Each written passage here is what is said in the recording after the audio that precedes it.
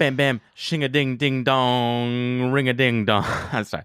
I'm just being obnoxious to everyone that transcribes this podcast. Yeah, right. This is Smart Nonsense episode, probably 20, 28, maybe something like that. We're deep in the game at this point. We always talk that's like about a month. entrepreneurship. That's Can like a you February. shut up while I do the Sorry. intro? Sorry. God damn it. You just delay the podcast and now you're talking over me? All right. This is Smart Nonsense, where we talk about entrepreneurship, self-development, and challenging norms. Today, Henry and I am Dylan, we're going deep on why you do not need a plan. Fuck plans. You don't need them. Let's go. That's why I just brain blasted. I was just going to say, I don't know what we're talking about. Here we are. Belky doesn't know anything half the time. So, I mean, first, let's get this off your chest. Where did this come from? The Ring podcast? Wow, you really want to think you have an impact on me, huh? No. The someone we've just been listening to said they didn't have plans. That's what I said about Johnny Bunko and Kevin Kelly, sort of. Maybe. All right. Do you want to talk about your fiasco, or are we just gonna push that under the carpet? Because rug, whatever you I say. told you I need to start a new podcast for just getting to this podcast, and today was another one. Parkinson's law failed me today. No, I don't. No, we don't need to talk about it. I was at the mechanic. Yeah. There it goes. That's Belky. He just runs around the town pretending to do things, and then ends up not. I want to hire someone for one day to just follow me. It's madness. Well, my life was madness over the last 16 hours. I'm only on about 2 hours of sleep, so we're gonna see what the hell happens here. Oh, that's what happened. You texted me until 4 a.m. I woke up with all these notifications. I was like, oh, I'm awesome. I got, 15 things or text messages, all from Dylan, all from you. It was like 9 p.m., 11 p.m., 1 a.m., 3 a.m. And then you were just like, I'm done. Sorry. What the heck? I got really excited. I was up real late too. We had that's part of the problem with VAs in other countries too. Like, I was having my brain blast. I think I was gonna stay up till like 6 a.m. anyway, but they hit me up and they're like, we have this issue and whatever. What were you doing? It started off. You had this really great idea for the podcast. Is that? I know. Great idea for the podcast. I thought that's what we were talking about. That's what we're talking about. All right. We're just going to avoid a lot of these topics. Let's just get to the meat. But first, I need to know, Belky, because I don't want to talk to a wall like I normally do. Have you watched the... What the... All right. Focus. Me. Have you watched Steve Jobs' commencement at Stanford in 2005? His address? Probably at some point. Why? What specifically? All right. Well, watch it. I normally suggest it to all the listeners, but you need to get with it and watch this commencement speech. This is why we need a plan. I know. Well, guess what? You got to figure out your life, because I can't be throwing plans at you while you're dinking around. Dicking? I don't know. PG. While you're fucking around the mechanic. So here's what's going on. Steve Jobs has this awesome commencement, and it connects to my whole brain blast last night, because he talks about 3 stories in this commencement address, and we'll have it linked in the show notes on my website. If you want to check it out there, that's where it is. But 3 points. I'm going to go out of order. Where was Sunday Smarts? What do you do? I got into procrastinating Sunday Smarts, and then I brain blasted, and I'm like, all right, Sunday Smarts is gone. It's absolutely dead. I'm going to have a post probably on Wednesday, because it makes no sense. Are we going to... I wanted to have some substance here, and we're just... What are Steve Jobs' 3 stories? All right, 3 stories. Out of order, because it works better with this format. But one of them is about love and loss. Because Steve Jobs... All right, the last point I'll say connects to the story. The other 2 are just good, so I'll summarize.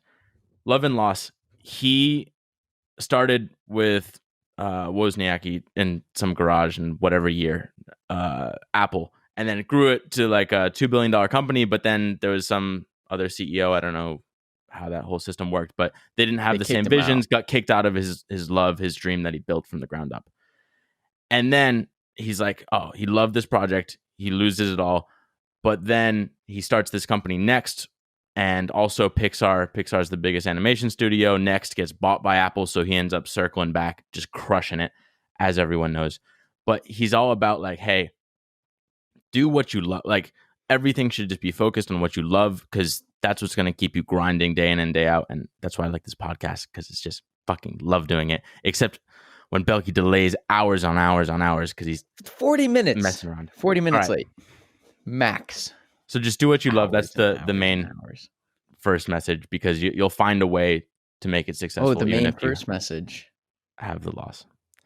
All right, just because I add value to the podcast, Belky, doesn't mean you can fucking hate on it. All right. Number 2, which is actually the last one, but whatever. What? All right, bear with me, god damn it. So death. He talks about death and how it's kind of sad, because he's talking about how he cheated death because he had whatever pancreatic cancer, and then the doctor looked in the microscope and he's like, oh my god, it's curable by surgery, that this is such a rare form. But then it comes back, and that happens. But he talks about how it's like people live this life of, oh, it goes on forever, life's so long. But he took it, and like he'd look in the mirror every single day. He's like, if today was my last day, would I be satisfied? And if his answer is no enough times in a row, then he's like, all right, I got to change the fucking path that I'm on. And so, yeah, he just had this constant self-check and whatever. Third point, this is the one that connects to my whole brain blast. He talks about You need his to limit college screen experience. time before bed. That's probably a good suggestion. All right. I think So Steve Jobs.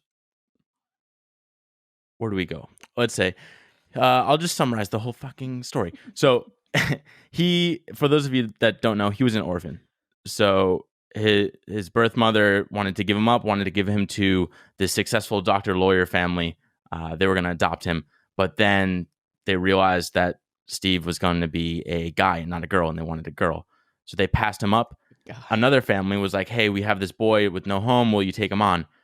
But Steve's birth mother was like, I don't want them taking my child because they didn't go to college, whatever. And they made the promise, like, Steve's going to go to college. We'll make sure he gets there. He finally gets to college. He goes to Reed College, and he only lasts 6 months. And he's like, all right, I'm dropping out. He literally drops out of school 6 months in. But he still stays around campus, just auditing classes, crashing on dorm room floors with friends for 18 months. So he's just learning and absorbing, and he doesn't have to take these required classes. And one of the classes he stumbles into is calligraphy. And at the time, Reed had one of the best calligraphy programs in the world. Then Steve, years and years later, with Apple, now he has fonts. And fonts changes the game, because now the fucking shitty nerd computer stuff is beautiful and elegant for everyone else to use. So he makes the point that you can't connect the dots going forward. Like it'd be a stupid decision to take that calligraphy class as whatever, a 18-year-old. Like what value does that add? But later, 20 years down the line, by chance, seemingly, it all makes sense. And that's what propelled Apple to such great levels. So you can only connect the dots looking back. Yeah. So that's why he's all about just exploring, just live this fucking wild experimental life, following whatever you love, and it all makes sense coming back. Oh, very poetic. All right. I'm going to connect it, but that's also first, like instrumental and fundamental, which you were talking about yesterday. Calligraphy, taking a calligraphy class wouldn't have been, I don't know, instrumental to anything. If I had to guess, if you were listening to me on this podcast, I would have said no way in hell. But you remembered instrumental and fundamental. I remember a lot of things. All right, he's a better host. It's selective though. Okay, take rep. You seem to be going somewhere, but I thought we arrived. I'm almost going somewhere. We'll see if it connects. So last night, I'm starting to see these dots. I have all these dots. I've just been peppering the world with dots everywhere. I'm working at this little whatever. I had all these projects in college. Now I'm working at this dating company and like kind of learning how branding online works and all of this. Then whatever, we leave this to start a podcast. And I was like, all right, how the hell are we going to make this sustainable? Right? Slick Rick, my dad, he was asking me like, Dylan, how the fuck do you make money off of this? And I'm like, trying to tell him certain ideas, but then I'm realizing the ideas are kind of stupid. So that's why it's good to have people challenge you. Like, for example, releasing a product on habit building, etc. But when you have 30 people listening to a podcast, you don't have much of an audience to release to. So my idea then was, all right, I'll work for my last company just to pay off the podcast, but like doing what I was doing in the past. Last night, I had the breakthrough of Here we go. This Here we go. Here we this podcast experiment, what we're doing right now with our whole VAs creating a system to just create Oh my consistently gosh. Yeah, cool I know where you're content. going. Bam. That is what Todd needs. Oh, sorry, I'm just releasing my employer's name, but that's what not my where boss I thought needs. you were going. Oh, God damn it. Where did you think I was going? Just the skills and investment you're acquiring by going out and hiring someone here or learning what it takes to record something like I thought you were going down the dots path. No, the dots. That's kind of where I'm Dipping going. dots. Just bear with me here. Okay. So here are the dots. We're exploring like how to create a team around just making content consistently. And that is exactly what's missing. Like, that's why it's awesome. I'm reading This Is Marketing by Seth Godin right now. Great book, but it's all like you have to know your market. At least that's the beginning. And it's awesome because now I understand exactly the market of what I try to sell to with my past employer. He needs to create content. We put out almost 30 podcasts in just a couple weeks or whatever, like less than a month. And we cracked the code with a system to create content that now I can show to him and be like, hey, if you want to do the same, we've figured it out. So are you saying like you want to start in quote agency or in theory it could be. I think you want to create a product that you can sell to companies like the one you worked for.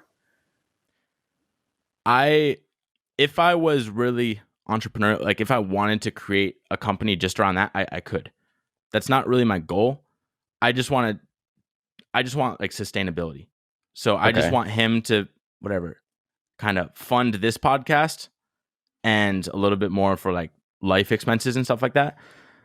But yeah, in theory, I could sell it to other people that want to build brands. But the idea is like, all right, you're struggling to make content, start a podcast. We'll record it. We'll repurpose it. We'll put it on your website. We'll create 30 pieces of content for 3 episodes, like every 3 episodes. Every week. So my idea is this is just the proof of concept. The last 2 months, I'll come to him. I'm like, dude, all right, I took a break for 2 months. I made 60 podcast episodes, all these Instagram posts, all these blog posts, all of this. It's like just me with just a couple $1,000 or whatever it is. And so now I'm like, you've been struggling to make content, right? I know this. I've seen in the past what you've done. Right now, we're in a lull. Why are we in a lull? It's because it's hard. Like there's a lot of friction with making content. And we've dabbled in podcasts, but he's only made 7. And meanwhile, we've almost quadrupled that. So in like just a couple weeks. Yeah, you just take all the like confusing stuff out of it, right? Get rid of like the ad reads and the fancy cameras and like just make. And so part of the problem is he has like 200,000 YouTube subscribers, which is a decent amount of people to follow. And there's this pressure to be perfect. Yeah. And that's why this morning, actually, I think I Instagrammed you the video, Gary Vee. He's like, fuck perfect. Perfect is just stupid. It's just insecurity. Like he thinks all his content's just awesome. Any sort of minor imperfections, like no big deal. The message still gets across. So that's my goal, is just to come to him and show him like, hey, I want to use this exact system that we used on ourselves and give it to you. And then suddenly you are creating content like never before, and people are just bought into your vision. Would you be running that behind the scenes?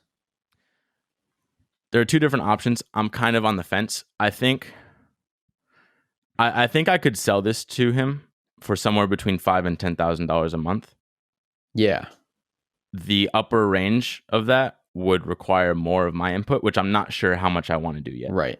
Because that's just to sustain this podcast. You've sent me a couple podcasts in just the last few days that have talked a lot about service, industry things, and productifying. And there was something like service businesses stop making money at midnight or something like that. but products pay you in your sleep. And so if I had any say, it sounds like, yes, maybe, okay, so maybe this is the proof of concept. Maybe you can sell it to your past employer. But beyond that, I don't think you want to be going in and doing this for everyone. You want to sell them the product that's $5,000 a month and your VAs are running the ship. That's service sucks. It sucks. Yeah. Yeah, I know we've both been in it, and that's kind of why we're moving away from it. So I don't want to regress in that sense just for an extra couple $1,000. Mm-hmm.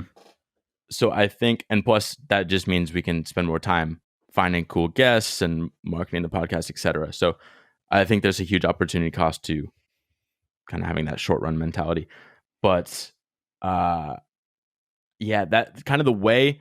So Gary Vee, I'll have to find the episode, but he has this it's like four V's or some letter 4 times, but it's basically like he's giving advice to startups and stuff like that. And his advice for this one service sort of company is when you sell your product or service or whatever, do it like 50-50. So 50% is implementation and 50% is strategy. So say I come in, I'm like, hey, I want to build this system. It's $8,500 a month. Whatever, half of that, why'd I pick a hard number, but whatever, 40 to 50 is going to be for implementation, just like all of us in the back end, just creating all the products and whatever services. And then half of that 40 to 50 is the just like, what direction are we going? Just me being on the calls with him each week, calls with the team, like figuring that stuff out. So how do you convince him let's just look at his podcast. If he's made 7 in what amount of time? Like 4 months, 6 months, maybe. I don't even know. How do you convince him to start making them every single day? Is part of the service just like a text, like, yo, you got to record a podcast today? No. So I don't want to do that. I don't want to. I think we're unique in that, like, you have to buy into the whole habit mentality and really get behind that. And I don't want to try and oversell him. I think what I have in my head, because right now there's a team. It's like him, plus he has some coaches that he also wants to brand so he can take some of the burden off himself. Mm-hmm. So I'm like, all right, 1 a week is just you. That's your monologue. Those are what the first 7 are. Another one is you and a coach. And I already know exactly the software, the tools, everything that you need to set that up. Like what mics they need, what programs, etc., how to edit it, everything. So that's the second one in the week. And then the third one is like, all right, you have people call in or whatever. Like you have fans or you answer questions or okay. Kind of like Gary Vee does this on Instagram. It sounds like you're coming at it from as a consultant. No? It's so funny when you know Chris Voss stuff. It's like, it sounds like I'm trying to grasp. I'm trying to grasp what this means you're going to be doing in 3 days' time. Are you reaching out to that past employer with this strategy?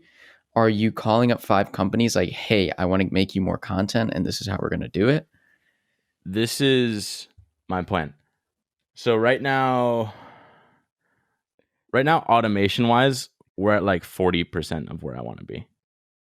In terms of like the videos, which is probably the bulk, is not yet automated. Posting on my website isn't yet automated. It's very close, but I want to spend the next month, so all of August, is just perfect our own smart nonsense system. Then come September 1st, I can, ideally he'd even approach me because he needs me, which he's already done in a sense. Yeah, ideally. This is what you're thinking at 3 a.m. Shoot, ideally, ideally he'll approach me. Come on, I love it. Gotta reel him in somehow. Marketing. Does marketing come in at some point to the master plan? That's huge. This is what I'm working on right now is looking for a SEO VA. That's kind of, that's a good point. And running ads, actually. So I'll come to him. I still gotta, there are a lot of details I gotta figure out, but essentially it's just our system. And then depending on how good he wants it to be, like he could have people on his current team right now replace my role. And then I'd take like a couple grand off, whatever. But yeah, at some point it's just going to be getting the system up and running, and then that strategy turns into like marketing strategy and stuff. So you're going to go in like September 1st and say, "Hey, I'm back, and I want $6,000 a month, and I'm going to do A, B, and C for your content. Is that what's going to happen? And then we're going to keep making these, and you can tell your dad that you're getting paid. Yeah, appease him. Yeah, I mean, and then you're going to come to Chicago or something. Then he started texting me that Airbnb's got monthly stays. Well, that's because can you start recording these as video diary entries? These brain blasts. Yeah, right. It's just me in a dark room, just talking weird into a mic. My room is getting dark. Let's put this up. Yeah, get that little ring light up. And no, that's because someone in New York was like, "Yeah, I just got this apartment. There's 1 bedroom in Manhattan that's normally $4,200 for half price, $2,100, just because I got like a whatever 6-month Airbnb there." And I'm like, "That's fucking sick." You just got this. So that was unrelated. Unrelated, but that'd be cool if now I get paid so I can live closer to you and shoot these in person. Yeah. Yeah, you should do that. I got to finish up some things. Okay. September 1st, you're going back to work. But taking some of these dots you've developed with what you've learned on the podcast, the team you've assembled, and you're going to pitch that as kind of a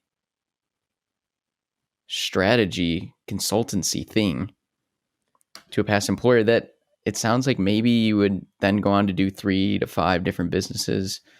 I want to make this podcast and everything smart nonsense the actual business of just like creating cool content. Like the goal for this, my dream is just have as many people as possible read Excellent Sheep and like fall off the bandwagon of there's only one path and it's just following the person. Yeah, that'd be super cool. That's my goal, and I think that's the best way there. Like the dating company stuff, that's interesting to me. I think there are a lot of norms there that I'm fed up with that I enjoy challenging, but this is the dream. So I think that's just like get that system up and running, and then just make whatever it can so that it pays for this podcast as well as any. So maybe then you'll have like a Peter Thiel fellowship, where he's paying people to not go to excuse me, college. Oh, that was a good one. Smart Nonsense University. I would not enroll there. Let me tell you right now. I only teach classes at like 2 a.m. whenever I have a brain blast, like once a week. That's actually, that thing I said yesterday with high school, that senior project engineering, the little speaker that I didn't do. Well, even in the presentation we have like a room of judges or whatever, 6 of them. And one was the superintendent of our school system. And she saw me and she's like, "Oh my God, you killed that presentation. Like you should be a teacher." And I'm like, "Nah, I ain't doing that." You don't want that. You don't want that. But I want to. I want this shit to be successful. Like that's the thing. People right now, all our friends they're only making like what, $6K a month or 6, 7, maybe 8K a month if they're doing well. 6 to 8. And I feel like that's doable. And it's that podcast you just sent me with that guy that tells stories. Cal Fussman. What? Yeah, I don't know when that was from, but they started going through the math of. So this guy came on as a guest and he was like, James Altucher, Cal Fussman. Okay. Masterclass episode. Just going through the math of how to make Cal $1 million doing storytelling workshops. I mean, it was fascinating. He was like, you can charge $5,000 a month at 8 companies or something, and you'll be at $1 million a year. Math. That doesn't quite work 10 out, grand. but it was 10 grand. Yeah, with like very few companies. But still, with his experience. Wow. Yeah, right. That podcast too. I think they mentioned, was it that woman, the life coach in Dubai? I believe that's where they said it. If you heard it, it's like this woman, and it was in another podcast or something we just listened to, but like this woman was like, "Oh, I want to do life coaching, whatever." Her daughter's friends with some like prince or something like that, or some like crazy high up dude, and it's like, "Oh yeah, my mom does life coaching," and like, "Oh, you should connect." And then the mom's like, "Oh, how much should I charge?" Like, I don't know, like $100,000 a year or whatever. And the daughter's like, "No, just ask for $1 million." And it's like literally everything's just this weird, like, And she did it, and they were like, okay, great. Yeah. Sounds good. No question. It was just And $1 now million. she has 3 Okay. clients, and she makes $3 million a year. That's nuts. But it's so, I actually had someone this morning message about our Chris Voss podcast episodes Okay. and talking about kind of the issues that we had of like, you don't want to seem like you're manipulating people with this stuff. But you have to keep in mind, like, all this pricing and valuation is so subjective. Oh my gosh, yeah. Because you can, like, there's what was it? What's the book? Whatever. I'll say the study first. They had like a jewelry store at some beach town or whatever, and they couldn't sell this one bracelet or something like that, some piece of jewelry. They couldn't sell a bracelet, and they just kept reducing the price. And they're like, all right, whatever, just take 50% off. Like, fuck the 10% discounts. Let's just go 50%. But the person that was like the cashier woman or whatever, the woman working, was like, oh, she did the math wrong or something and doubled the markup. So it was twice the price. And then it instantly sold out. Yeah. And it's like, people are just accustomed to, you just hear price and that's the value you associate with it. And you rationalize why it's worth that. Yeah. So, like, right now I'm thinking in my head, I was originally thinking like, oh, I'll come in at like $2,000 or something. But now I'm like, no, I'll start at 10. And then if he wants to take off features, whatever. Yeah. We'll work our And way like, down. first of all, how much value that's going to add for them, but also as a business, like how much cash they have to spend. Where like $5,000 a month or $10,000 a month for that business, and ones that are even bigger is like nothing for them. That's why B2B is the way to go, business to business.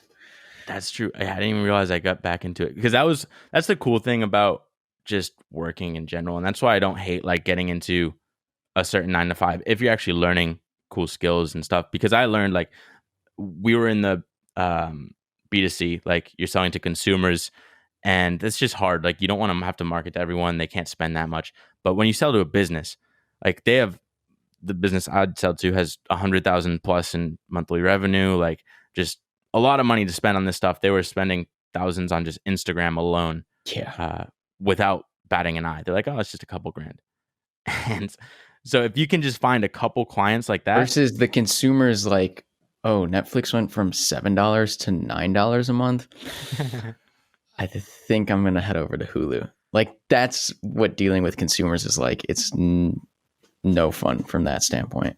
And that's even me right now. Like, whenever I have software, like, software is such a small cost for any business. Like, I tallied up everything, and I'm spending at most $150 a month, which that's what I'm spending a week in just like virtual assistants.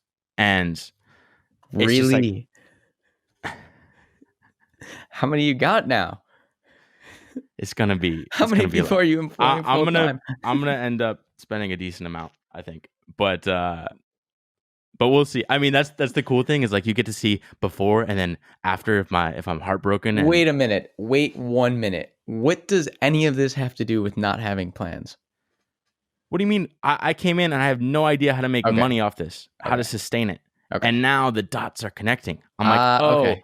We figured out the system. We sell the system to my past employer, and maybe if we want to get aggressive to other people, but I'd rather not. But the dots are being connected. I had no idea. 1st. So August is automation, fully automatic. Oh, August automation. Guns blazing. August automation. September sell. I can't think of an S. Sales. September sell. Okay. September sales. That's where you're at. Yeah. Wow. That was my whole night. That was my whole night in a nutshell right there. And how did it end? Because actually it was probably about 5 a.m. your time that I got the final text that said, all right, I'm done. And that's when you felt like I've figured it out. The stars have aligned. Yeah. I mean, I was running all the numbers. I just have a notebook full of numbers right now, and just all this stuff that I could do. And like, if he gives me objections to certain prices, I'd knock off some features, and I went through it all. But remember, and maybe you could link this podcast, but your past employer is the hero of the story, right? The customer is the hero of your business. And it's That was the entire Was that podcast. I'm which podcast was with that? Cal. Oh, okay. And so Oh you need man, to go to everything. him and pitch why this will solve his problems, why he can solve his problems. Not you, not what you're going to do for them, but how they can do better. He is the hero. Yeah, and again, that's why I didn't know the dots. Like I didn't know I'd be kind of marketing back to my old employer, but I understand his business inside and out completely, and I know all he wants is that cookie cutter content creation system. And it's I just, hope you damn, don't come back September 2nd I'm with the crying. dejection. I'm like Just like, in the hole. and you're out of money. You're another $150 a week for But 6 weeks in the hole. even then, what is there lost? There is nothing know. lost. It's I know. crazy, dude. There's so little risk. Yeah. That's how I see risk. It's just how you frame it. I was just, we'll talk about it later, but how I built this for Swell, or maybe it was Birchbox. One of those founders was just like, she was like, I just don't really like see failure like that. Like I would rather not live a life of like not knowing what if like, or not testing my like full capability. I don't know. I just don't see it that way. Yeah, I don't understand complacency. Yeah. Like you get one life. Right. So September 2nd rolls around. You have nothing. I hate thinking like this, but it doesn't work out. You are another $2,000 in the hole. Okay. But even then you have all I've these just built marketable the skills. system. Right. Like I didn't lose anything because this month was just building the system. I If he doesn't want it, that's fine. Like, I know. That's just how it fascinates me. It fascinates me. Anyways. So that's that. Tomorrow we're going to talk to our dear friend Camila, and she's taken a road not often traveled. So I'm excited to hear about how she got there. And then after that, Excellent Sheep. We're going to be doing a book club on that. So if you want to start reading, get at it. Oh, I'm excited about that. I was listening to it this morning as Belky was 40 minutes late. And from there, we'll just wing it day by day. Anything else, Belky? Nope. That's it. I will see you tomorrow.